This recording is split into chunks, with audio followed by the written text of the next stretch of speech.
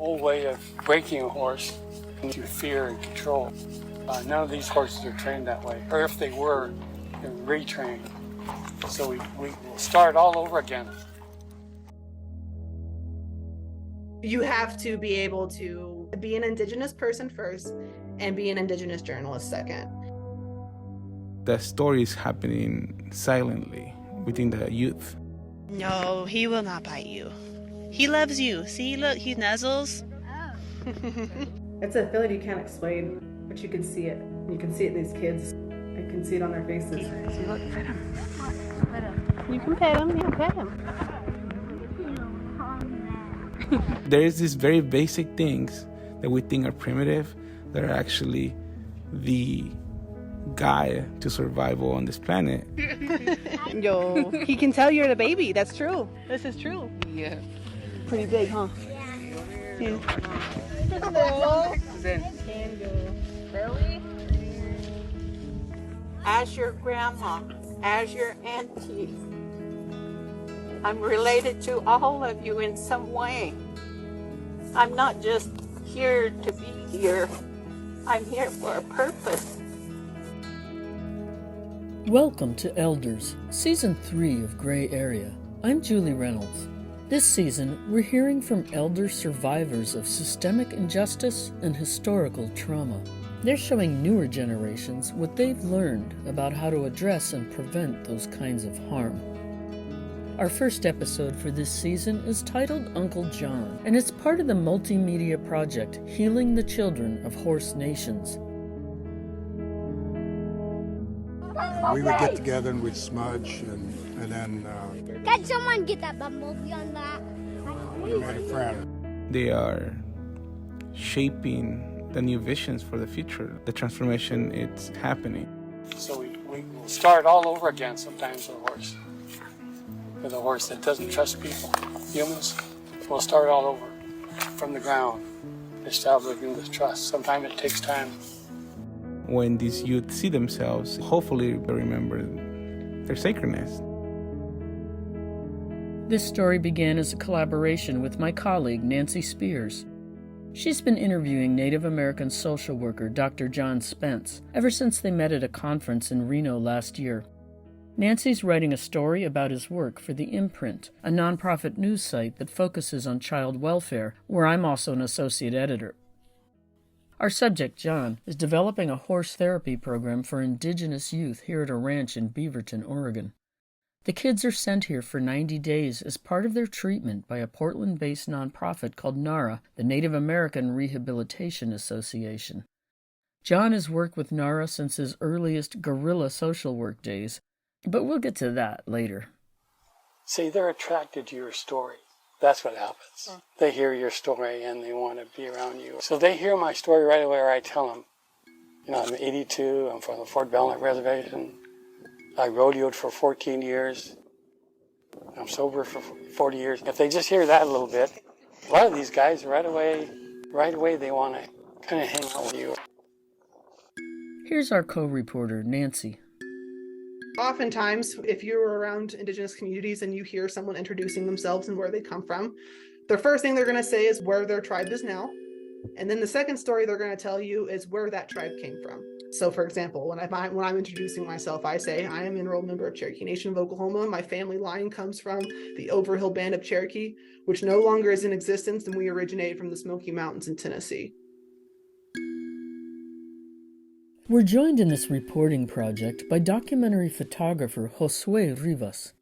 He's a renowned visual storyteller who spent months documenting the early resistance to the Dakota Access Pipeline at Standing Rock. He's photographing John's work today for an online gallery that accompanies Nancy's story and this podcast.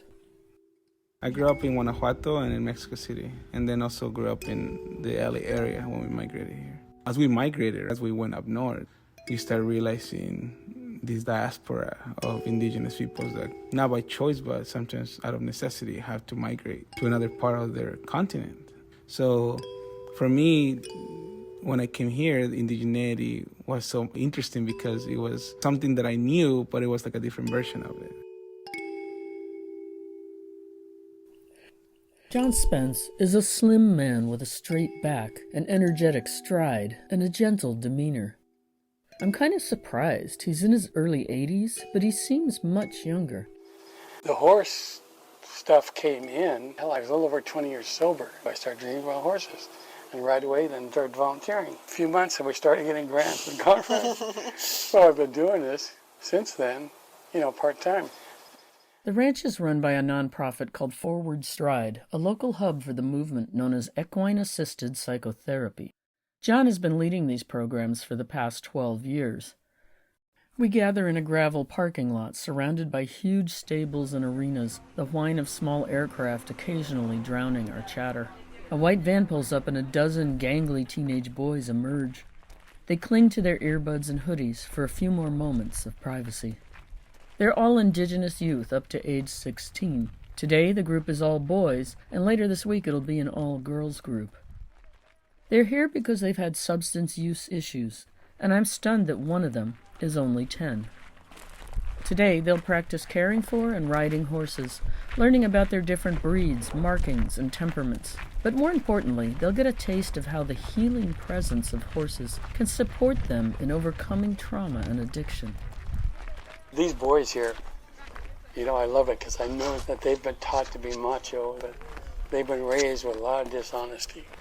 And they come here and they're forced to be honest and forced to get that toxicity out of their brain, but they sort of don't know how to cope. And we're teaching them how to cope, but we're teaching them with example. I wasn't strong enough or knowledgeable enough or honest enough to quit drinking on my own. That's why I believe in this treatment stuff. Needed other people. The group splits into two. One follows lead instructor Shannon Tabal Hyder to the stables. The rest of us follow John out to the pastures. You guys are going to be with Uncle John and learn about the markings of horses for those two barns, okay? As John walks around the ranch with several young men, he shares his understanding of horse nations and the horse's connection to various native cultures. He knows that the hours he'll spend with these kids are barely enough to plant the seeds for something bigger. All your relatives, your ancestors knew this about horses. We're trying to get that back. Our land, we lost our land through all the wars and everything. Things got taken away from us. But we lost our land, therefore we lost horses. We lost that connection. We can only give you a taste here. The few months that you're here with Nara. Between lessons on grooming, hide markings, and the logistics of moving around such large animals, John reminds them that this is not just about horsemanship. Our ancestors developed a relationship with a horse. Riding a horse, they say you're a herd of two. And so you need to be the leader. Now, that doesn't mean you be real rough with them or anything. The old way was relating to a horse as an equal, as a spirit. So therefore you got to be respectful. In the old days we didn't have fences. Yet our ancestors, they had hundreds of horses. So it didn't need to be fenced in. We walk back to the arena where anyone who wants to ride gets paired with a horse. As the kids get ready, they chat about their lives after this program ends. Yeah, I came straight from jail. I'm excited to get out, man. Yeah. Just go to school, be my family and stuff, Is this it? What grade are you? I'll be a junior when I get out. Time's that right. Oh, okay. Perfect. Yeah, horses are cool. So like the kids that we've had in the past really like Kigo. He's one of the biggest. He's just beautiful horse too. Have any of you guys ridden Kigo yet? Oh, helmet? Yeah. Oh yeah, you need a helmet. Rocky, remember your helmet, please?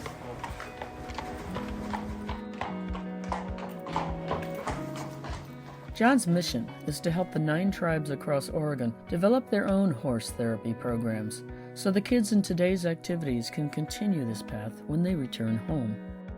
And it's catching on. Warm Springs has a horse program now. Grand Round Tribe, they have a horse program now. And the Klamath Tribe, Klamath Modoc down south, they're starting a horse program. Tomorrow, John and Nancy will travel to the Burns Paiute Reservation, where John will help the tribe test a pilot version of this therapy. John is quick to credit his equine therapy mentor, John Eagle of the Standing Rock Sioux tribe, who also honors those who taught him. Here's John Eagle. He's speaking in 2021 to a group gathered in an indoor arena. What I'm going to share with you isn't my wisdom. What I'm going to share with you is the wisdom and teachings of the people I had in my life who loved me. The people that I had in my life that I loved. Also among John Eagle's teachers are the land and the grandfather or creator, whose Lakota name is Tankashila. Tankashila talks in the smile of a child, a bird sitting on a fence post, a summer storm. Sometimes through each other. That's what happens. So then our challenge really is to listen, to learn to listen. Because if all you can see with are your eyes, you're always going to be limited in what you perceive in this world. But if you can learn to see what you're not, then you're going to be able to look all the way out into the universe and acknowledge your relationship, everything within creation. The restoration of native horse nations and their spiritual practices is at the heart of John Spence and John Eagle's personal recoveries. And now it's the basis of their intertribal social work. The growth or revitalization of the concept of horse nations, it's a big part of our empowerment. Huge, I think. There were always horses here. We always had them. Here's John Eagle again. So maybe the opposite of addiction isn't necessarily healing. Maybe it's connection. Culture is prevention and culture is treatment, and we totally believe that and we practice that. As they trot around the arena, a boy tells the trainer there's something wrong with his horse.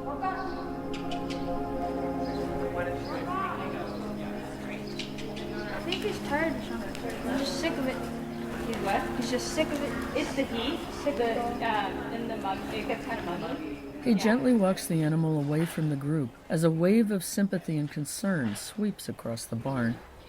Ellen, he's being a little sticky today. I'm really proud of you for grinding through it. That's what we call it. After an hour or so of practicing commands, turns, and light trotting, the boys walk with their horses to the stalls. We gather in a circle, holding hands, a mix of teenage boys and adults. I know you guys don't like to join hands, some guys don't. Remember we talked a couple weeks ago about the energy, right? Yeah. And it's obviously that, there's some good stuff where those horses wouldn't let you do the things that you're doing today. They came right up to you this morning, didn't they? They knew you were safer. They came up to you there. One of you guys would like to lead us in prayer? Open prayer? Okay. Pray that we all have a good day, have a good meal, get along with each other, and pray for my peers, their friends and their family, my friends and my family, and the staff and their friends and family. And everyone here has a good day, and the horses get better, and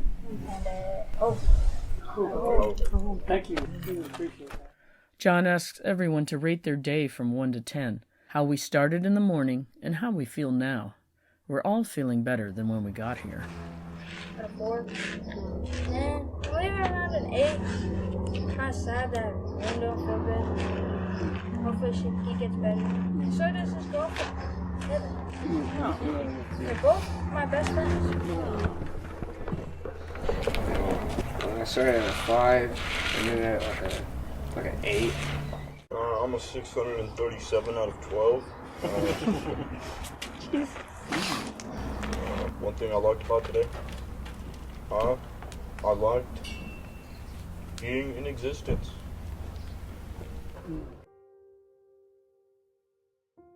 John invokes a final prayer before we break the circle. Again, if you're not at a place yet in your recovery, or your cultural, spiritual growth, to believe in a higher power or creator, just remember that there's energy here. And that's part of like prayer, why we say that's healing, and why we say these horses are healing, that good energy that they give us, and we give them back and forth. So again, let's close in a good way. And we ask, would one of you other young folks like to close this off in a good way? Do you want to? No, we all have a good day. Get to go home, take the day off, and don't have to do anything for the rest of the day. Just like chill out. And the horses do too. Good vacation. I hope. Oh, thank you. Thank you, guys. As the afternoon wraps up, Nancy and John prepare for a long day on the road tomorrow. On their way to Burns, Oregon, they'll stop at Chemawa, one of the few Indian boarding schools that's still operating. It's a place that holds profound meaning for both John and Nancy, the elder and the young journalist. The kids' van drives off, and we reporters are still gathering our impressions of the day. I sit down in a barn with Josue, the photographer. He shares a thought that he must have been chewing on behind his camera all afternoon. What would it look like if maybe we didn't have to do this anymore? You know, like, what if we didn't have to deal with the trauma because there's no trauma there? And I think that the work that they're doing is setting a foundation for a potential future that looks like that, where those young kids, you know, can just come and ride for fun. He gently invites me to consider the light in which we frame this story, in which we frame all our stories. If we focus on the trauma so much, then sometimes doesn't allow space for receiving those stories of joy or of triumph, or those stories of just pure silliness.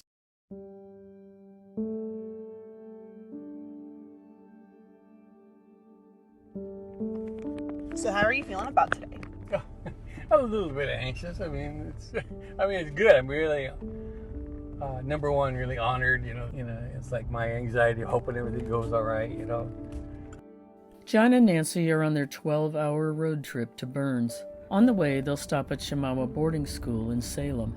John's parents met at the school, a fact he didn't know until decades later when he worked there as a substance use counselor. There's jokes around here because you're like, you know, a government agent or somebody accompanied the Indian out to the city, and by the time the agent got back, the Indian had already beaten them back to the reservation. I mean, it's just the homesickness, the culture shock. Maybe you don't even have a place to stay, you know, or what you find is going to be in the poverty area of any city. That's where we were. In many cases, still today, that's where we stayed. So relocation, really, it was a government effort to get us off and hopefully get rid of us, get us away from the reservation, get us totally assimilated into this mainstream culture, the white man's culture. John's path was similar to roughly 1 million Native Americans who lost their tribal connections by coercion or force during the government's Indian termination programs from the 1940s through the 70s. Here's author Louise Erdrich of the Turtle Mountain Band of Chippewa Indians, speaking at the Prose and Politics bookstore in Washington, D.C. Nobody saw it coming. I mean, it was in the works in a long time. We know now from studying it. The Commissioner of American Indian Affairs was the person who was in charge of incarcerating the Japanese American people during World War II. He had already practiced. The termination bill was the result of the post-war housing boom. The tribes slated for termination were tribes who had immense stands of timber. The 1953 Indian Termination and Relocation Policy aimed to assimilate Indigenous Americans into mainstream society. In reality, it meant those children who survived boarding schools and foster care no longer had homes or communities to return to. So, unilaterally, the government just terminated these tribes. One day you're an Indian, the next day you're not. When your federal recognition is taken away, your land is taken away, the meager health care we got through Indian Health Service, that's gone. The Bureau of Indian Affairs, any kind of assistance like general assistance or emergency assistance, that's gone. By 1964, more than 13,000 natives lost their tribal status. Of the scores of tribes and bands terminated nationwide, 62 were in Oregon, 44 were in California. Roughly 2.5 million acres of native lands were removed from protected status, an area larger than Yellowstone. Much of the land was sold to white developers.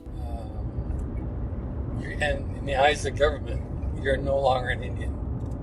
So, man, the economic and the culture shock, you can just imagine how devastating that must have been.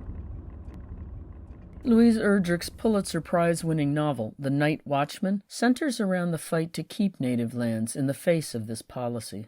In the book, she describes her own grandfather's reaction to reading the new law. So it comes down to this, Thomas thought, staring at the neutral strings of sentences in the termination bill. We have survived smallpox, the Winchester repeating rifle, the Hotchkiss gun, and tuberculosis. We have survived the flu epidemic of 1918 and fought in 4 or 5 deadly United States wars. But at last we will be destroyed by a collection of tedious words. For the disposition of, for the intensification of, for the termination of, to provide for, etc., etc.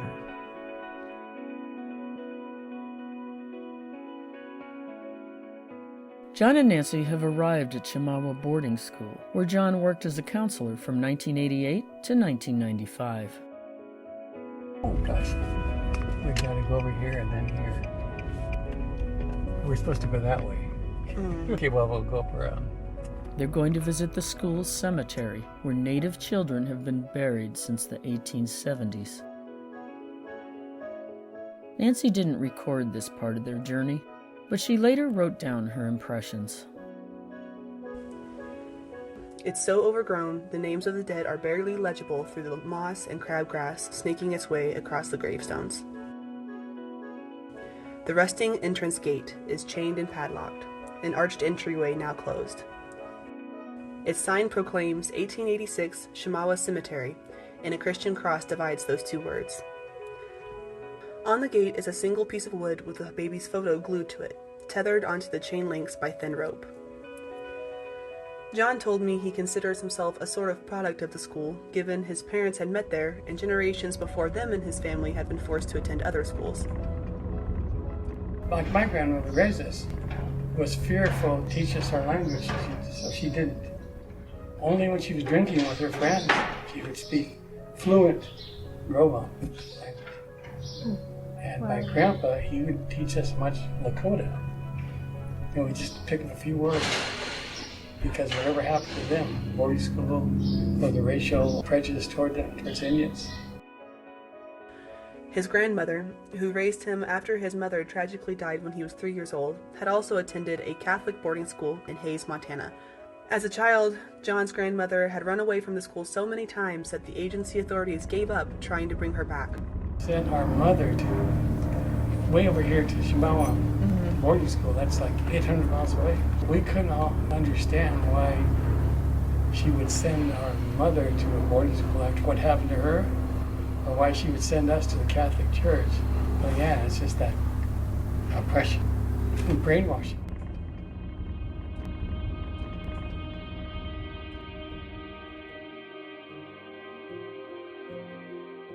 It is, unfortunately, not a novelty for boarding schools to have cemeteries. This was not the first time I had seen the graves of school children. Boarding school stories are extremely prominent in indigenous communities across my home state of Oklahoma, simply because of the sheer number of schools that were operated by the government during the boarding school era. The boarding school era, is mostly gone, except for, I guess, there's 4 or 5 federal boarding schools, right, including Chemawa. So in an attempt to get rid of the Indians, one of the ideas, movements, was, well, let's assimilate. It's assimilation.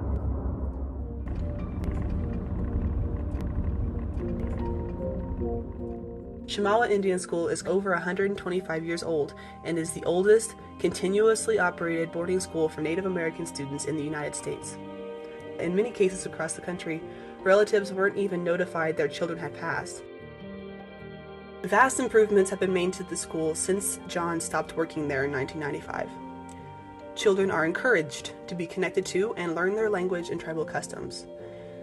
Children can leave at any time. A reminder that this place is no longer a prison, like it became for the children who never made it out alive. When I explain to people what it is I do for a living, I tell them I highlight the boarding school era of history and everything that happened afterward. I tell them that I follow the pattern of colonization over time and how the child welfare system was a pivotal tool in the goal of assimilation. And sometimes, if I'm being honest, the act of having to explain this so often is painful and infuriating. So after genocide, assimilation seems to be, it was like whatever that form takes to get rid of Indian culture, get Indians away from their heathen ways, you know. The entire design of the boarding schools, in policy and practice, was that it was viewed as a more economical option for the U.S. government's attempted assimilation compared to continually engaging in 3 centuries of conflict under the Indian Wars, which officially ended around 1924 by most historians' accounts. The government did the math and realized it would be cheaper to kill the children in school than it would be to fight the adults, the parents, the relatives. Instead of assimilation by brute force and physical violence, it was now, under the umbrella of boarding school policy, assimilation by forced education. And so, when I have the privilege of being present at these school grounds across the country, it is imperative that I give myself the grace to experience human emotions as a human being in this work. It is important, critical, that I feel the feelings that are needed to swallow this jagged truth. The sadder reality is that the child welfare system has always had its powers harnessed in a way that prefers and incentivizes the separation of Black, Indigenous, and LGBTQ+ families. Boarding school cemeteries are perhaps the only place where people cannot run from, or ignore, or scapegoat, or minimize, or excuse what has happened. Children were forced to attend. Too many of those children died. Too many parents never knew. Engraved on the stones are names, mostly first names, of children as young as 16, 4, and 2. There is a quote from John that always sticks with me, and I'll read it now. He said this while we were on the cemetery grounds, and his quote is, "These are the kids who never made it home, and every time I come here, I can't believe there are so many graves. My parents had to have known some of these kids, and I'm a product of all this."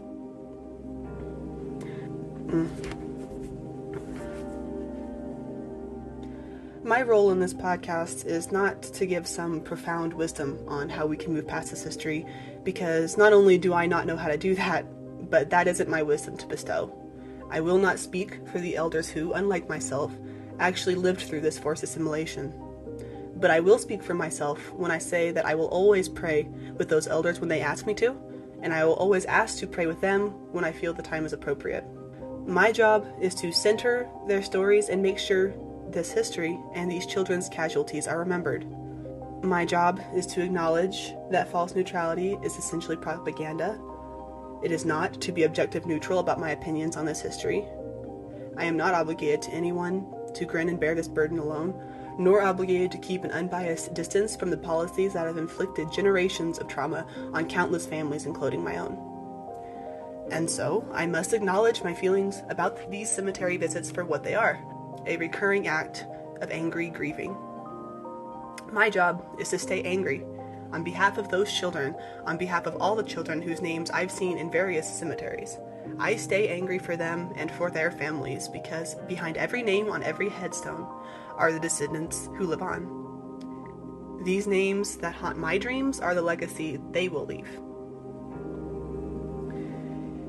John spoke of his sadness about how his parents must have known some of these kids, and he worried these children may slowly be forgotten. We cried and we prayed, speaking directly to the children's spirits in earnest before we pulled off the roadside and back onto the highway towards Burns Paiute Reservation. The grief seemed to be lodged into any given car behind me, always following close behind.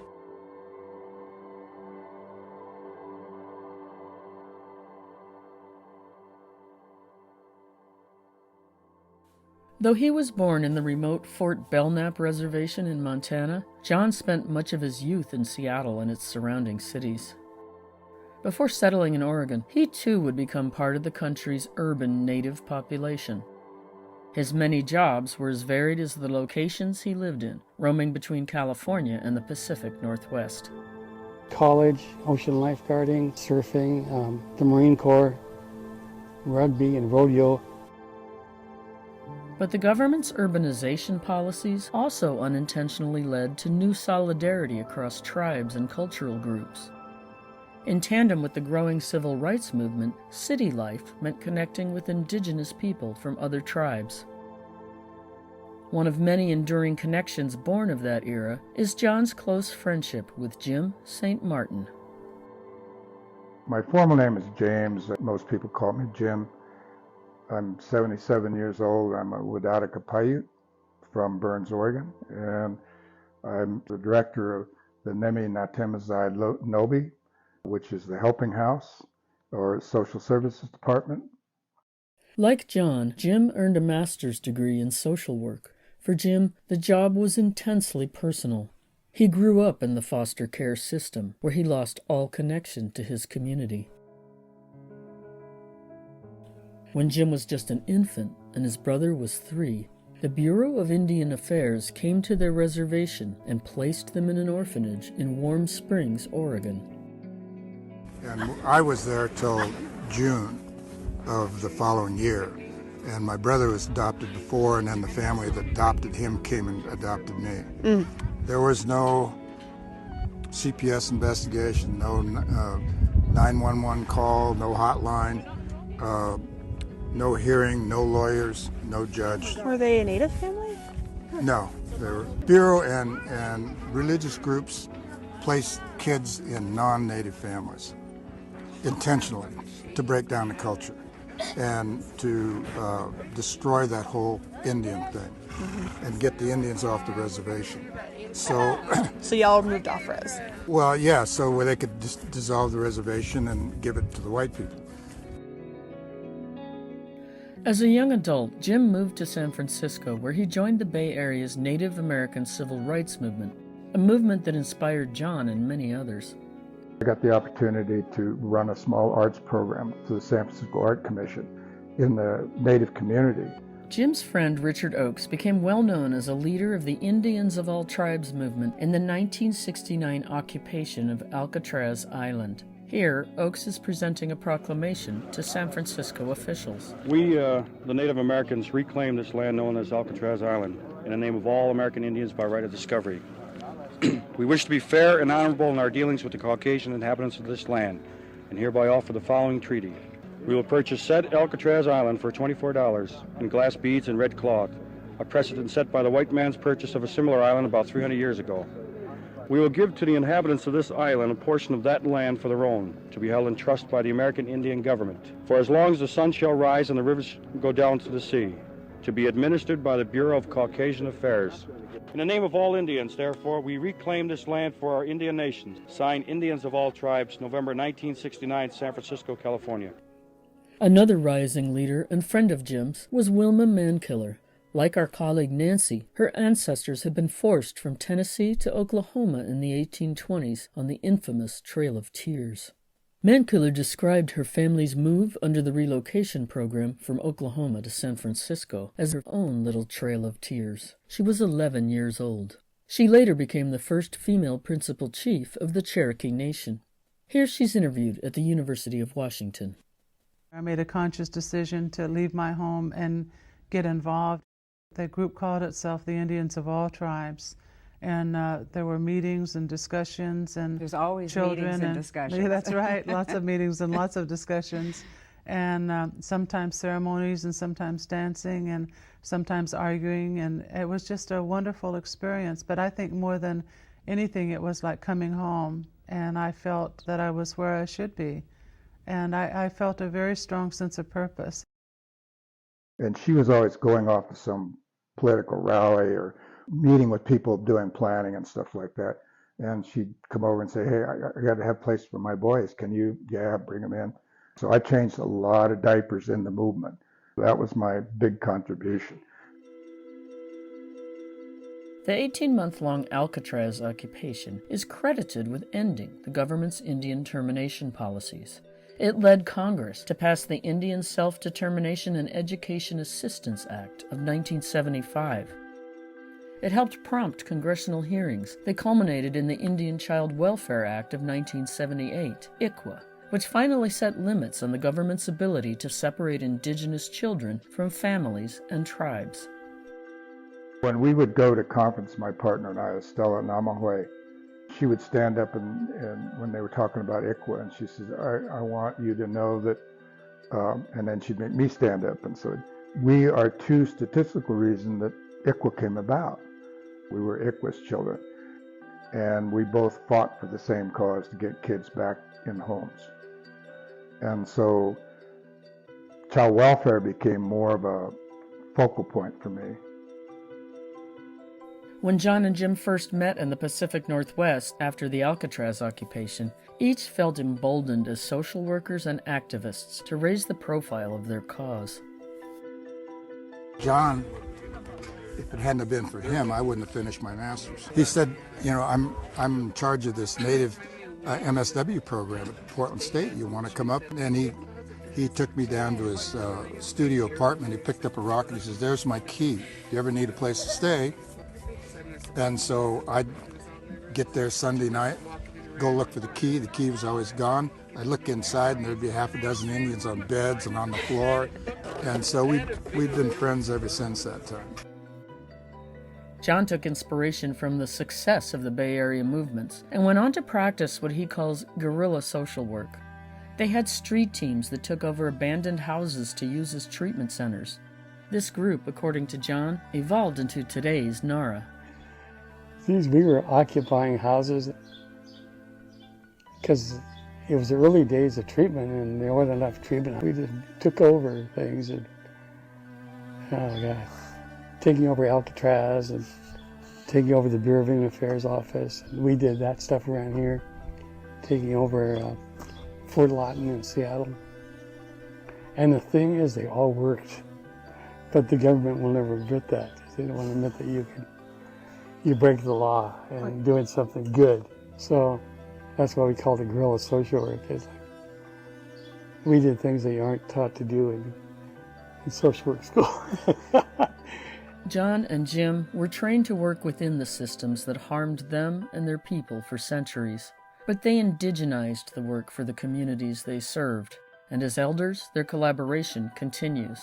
At the conference where Nancy met John last year, Jim was inspired to bring equine therapy to his tribe. And that's why John and Nancy are on their way to Burns Paiute today. At the workshop that John did, he was talking about kids who had suffered from mental disorder into that gang life and how horse therapy could change all of that. And he was showing us pictures. And I thought, hey, that'd be cool. That'd be so cool on the reservation.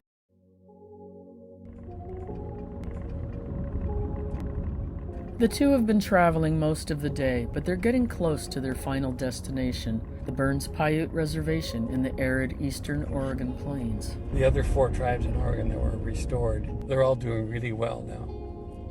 But still, they just have a fraction of the land that they used to. And they're forced to buy back land. It's, you know, it's incredible. That's crazy. It's incredible. Is Burns Paiute, Burns, where we're going, is that a restoration tribe? No, it was the remaining tribe. Wow. The remaining tribe. They're the smallest tribe in Oregon. Wow. Yeah. I think the thing about John's story specifically and the parallels between his life and Jim's, these are two men that have been, you know, friends since 1976 or something, you know, longtime friends. And so I think the parallels between these two gentlemen's lives that I really took a lot from, just that there is a lot of violence that it takes to become so gentle.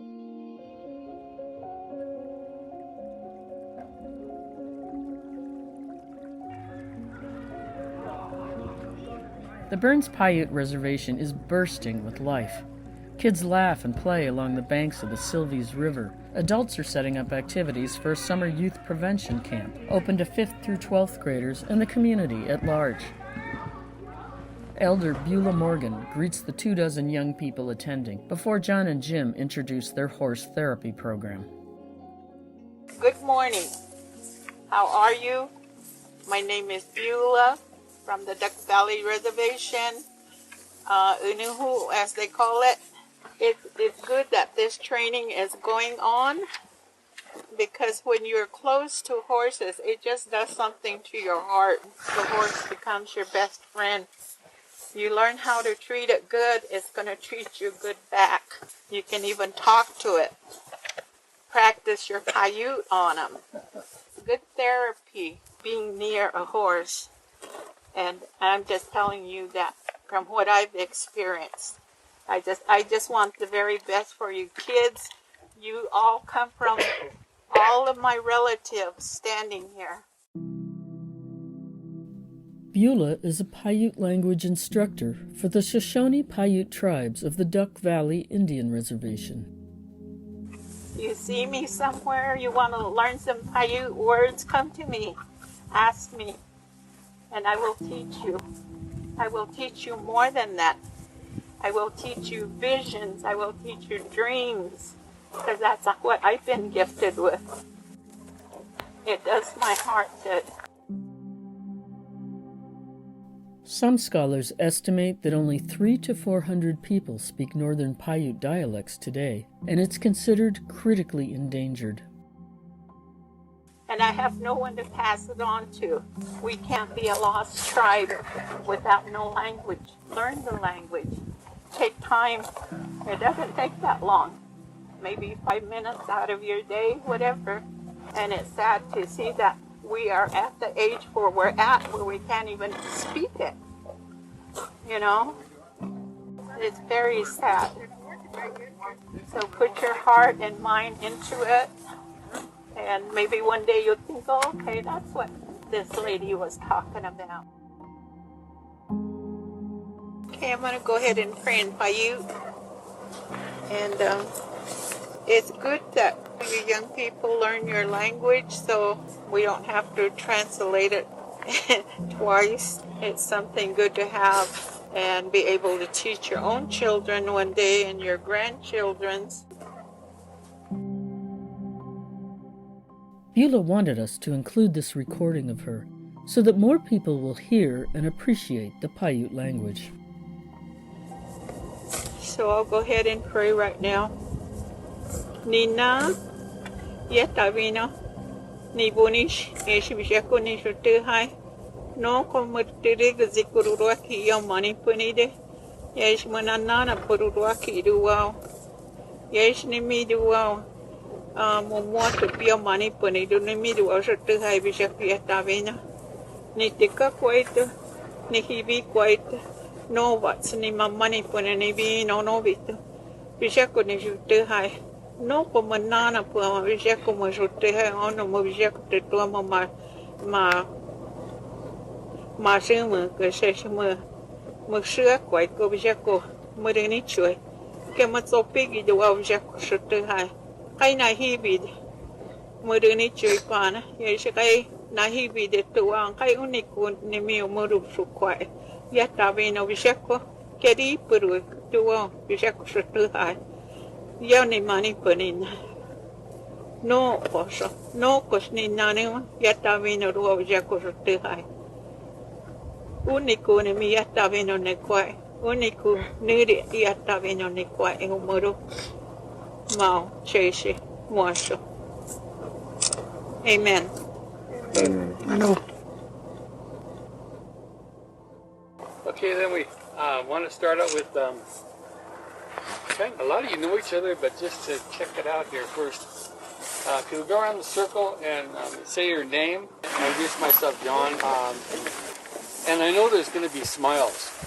I know you're going to feel good after this morning. And if there's been any fear, like not too much experience with horses, don't worry about that. You're going to feel better. My name is Damien, and I want to learn more about horses.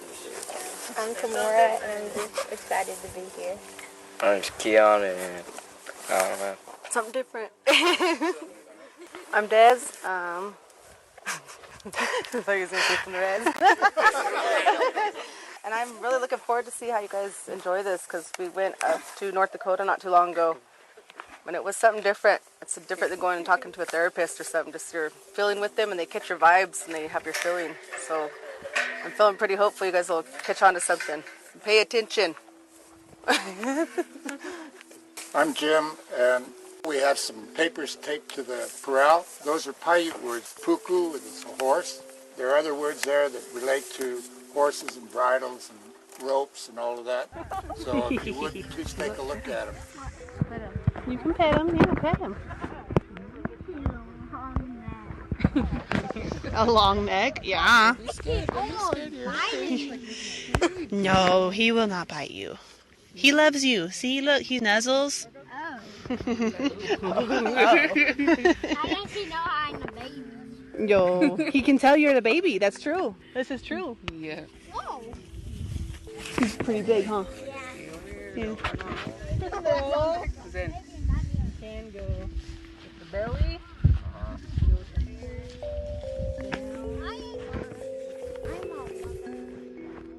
Nancy, who's staying in a cabin alongside more than 50 camp participants, chats with Peyton, a 12-year-old who's excited to learn about this new horse program.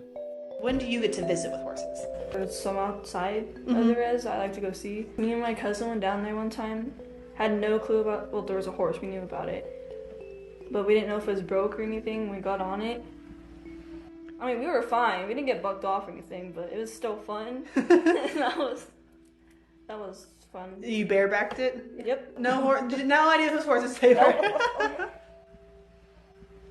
It's like almost like someone being there for you. You can trust them as long as you have something to get out. The horses will take it in and they'll help you a lot. When my cousin, when she left and I went back to those horses, the other one just like kind of came up and just like laid its head on you. And it felt relieving almost to have everything go away. Like the horse took it away from you. And it just felt really nice. Just being around them makes me happy. Besides horse therapy, there's archery, teepee races, beading classes, Paiute language lessons, and time to just explore the riverbank, or sit by the fire and chat among several generations. 5 years I volunteered at Oregon State Penitentiary with the Lakota Club. But it got down to 10 guys. There were no guards, no cameras, and we were just in a room together. And we would get together and we'd smudge, and then. Can someone get that bumblebee on that? I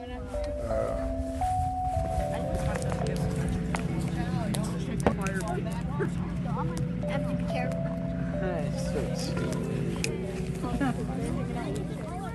We made a friend. And he's right there. Yep. But I did it for 5 years, and same guys would come every time. And we just, and then at the end, each session we'd sing honor songs. Yeah. With a drum, and I could see changes in all of it. Yeah, yeah. Especially being in a hard place like that where you couldn't really express yourself, your feelings. But there they got so they would do it. It was an alternative therapy, and when I took this job last year, I started thinking about what other ways can we provide therapy to our people.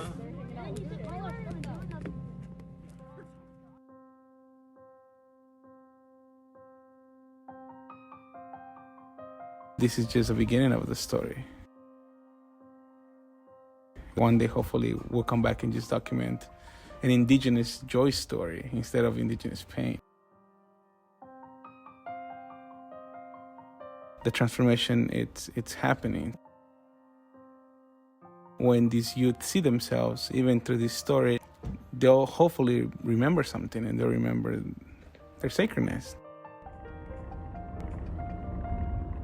So, and it goes in a circle. It starts with, in the East, the child and infant stage of life. The main characteristic is belonging. As a young guy, I was embarrassed about being a native, but I never could hide from it because people could see me. Then you go through the next stage, which is adolescent age, which main thing is mastery. So you're like developing skills and knowledge. You have to be able to be an Indigenous person first and be an Indigenous journalist second. I grew up with fear and shame. We were conquered. I mean, our horses were deliberately slaughtered, killed to keep our power down. Killing the buffalo, killing horses. And then out here, keeping the tribes from fishing or from traveling in their canoes. All these things kept us down. And we're bringing all those back. When I go back to why we tell stories of indigenous peoples, is because we're relearning, we're deprogramming, and then programming back again the human consciousness of understanding that we all come from somewhere, so that we collectively have to go somewhere as well. That in 100 years or 1,000 years from now, when we're no longer here, that these things that are vital for what's it mean to be a human on Earth, that those things are still alive.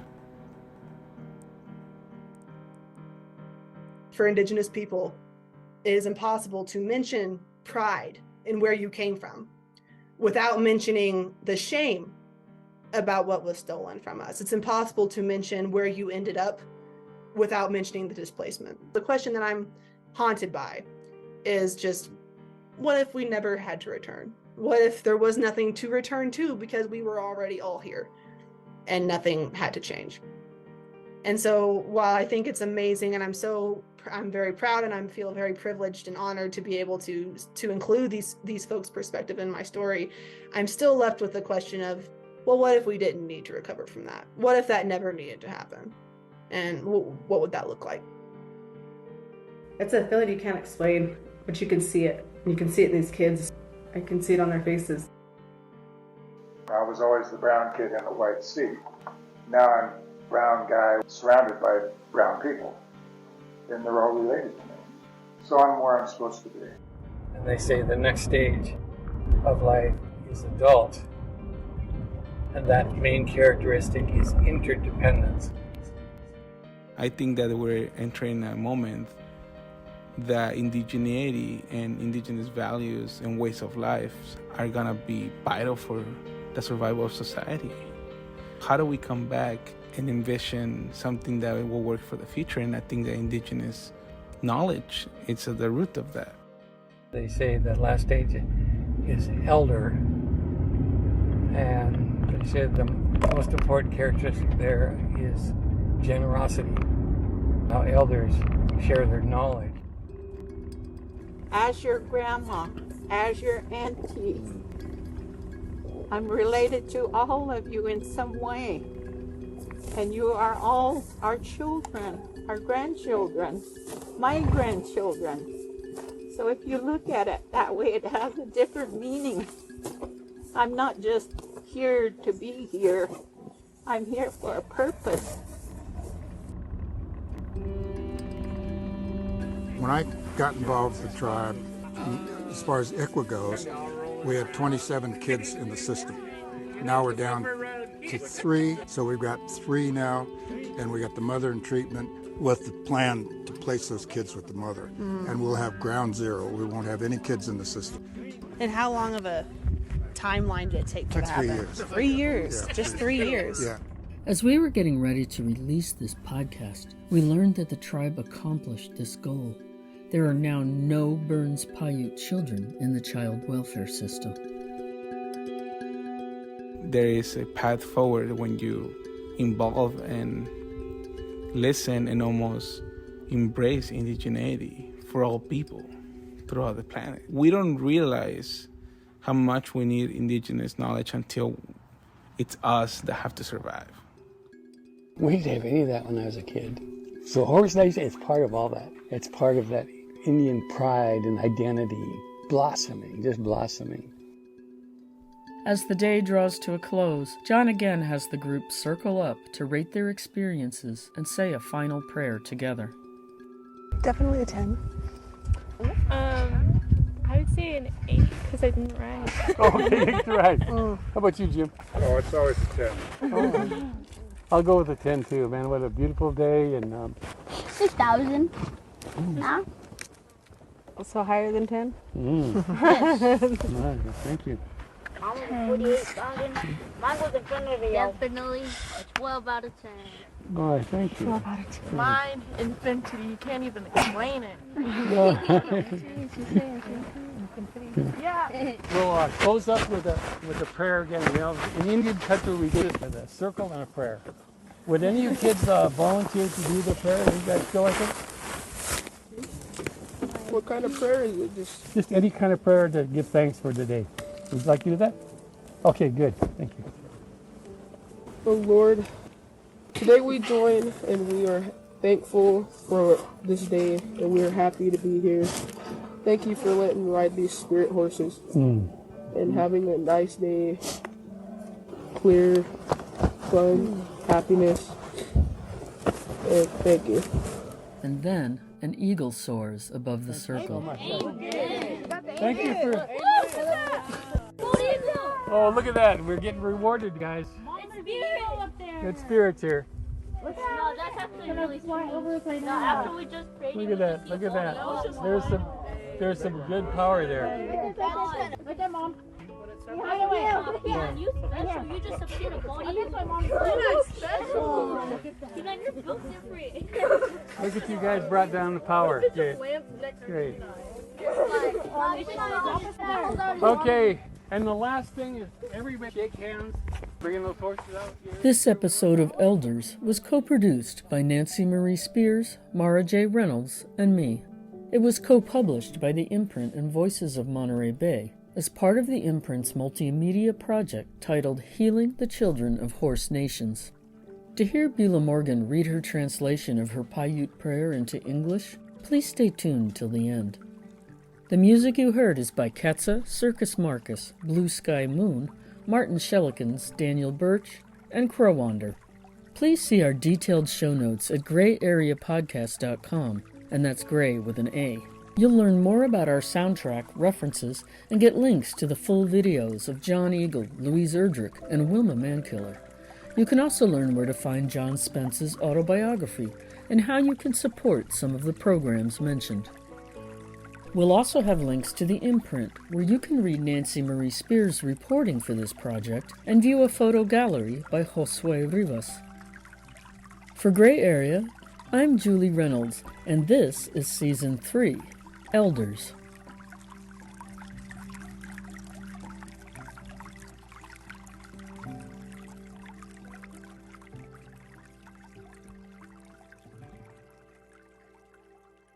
Our Father, see us today and bless this day for us. Bless the children, both young and older, and us adults as well. Bless our food and water. Bless all the people all over this earth.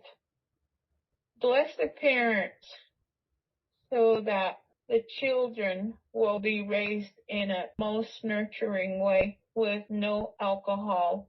Bless all the houses and the families that are in it.